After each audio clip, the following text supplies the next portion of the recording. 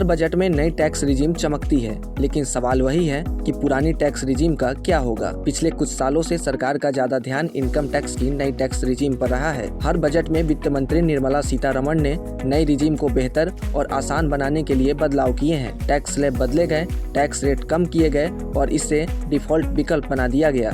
लेकिन इसी दौरान पुरानी टैक्स रिजीम को लेकर कोई बड़ा ऐलान नहीं हुआ। यही वजह है कि लोगों के मन में सवाल उठ रहा है कि क्या सरकार पुरानी रिजीम को धीरे धीरे खत्म करने वाली है। आइए जानते हैं। नई टैक्स रिजीम को इसलिए बढ़ावा दिया जा रहा है क्योंकि यह समझने में आसान है। इसमें टैक्स स्लैब कम है और कैलकुलेशन भी सीधी है।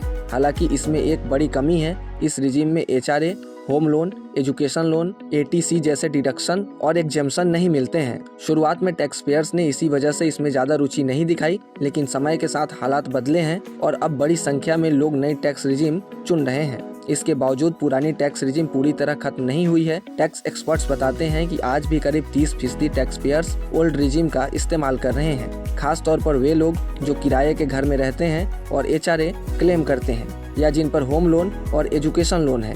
ज्यादा सैलरी पाने वाले लोगों को ओल्ड रिजीम में मिलने वाले डिडक्शन से काफी टैक्स बच जाता है, जो नई रिजीम में संभव नहीं है। एक्सपर्ट्स का मानना है कि पुरानी टैक्स रिजीम को अचानक खत्म करना सरकार के लिए आसान नहीं होगा। भारत में लंबे समय से टैक्स सिस्टम का मकसद लोगों को सेविंग और निवेश के लिए बढ़ावा देना है। PPF, इंश्योरेंस और हाउसिंग लोन जैसी योजनाओं पर टैक्स छूट दी जाती है। अगर ओल्ड रिजीम खत्म होती है तो इसका असर करोड़ों लोगों की फाइनेंशियल प्लानिंग पर पड़ेगा, जो पहले से इन स्कीम में पैसा लगा चुके हैं। सरकार भी कई बार साफ कर चुकी है कि नई टैक्स रिजीम के साथ साथ पुरानी रिजीम का विकल्प भी बना रहेगा। सरकार चाहती है कि जो लोग पहले से ओल्ड रिजीम के हिसाब से प्लानिंग कर चुके हैं उन्हें नुकसान न हो। इसी वजह से ज्यादातर टैक्स पेयर्स और एक्सपर्ट्स मानते हैं कि यूनियन बजट 2026 में पुरानी टैक्स रिजीम को खत्म करने का कोई ऐलान नहीं होगा। साथ ही एक्सपर्ट्स ये भी मानते हैं कि आगे चलकर इसमें कुछ बदलाव हो सकते हैं, लेकिन फिलहाल सरकार का पूरा फोकस टैक्स सिस्टम को आसान बनाने और नई टैक्स रिजीम को ज्यादा लोकप्रिय करने पर ही रहेगा।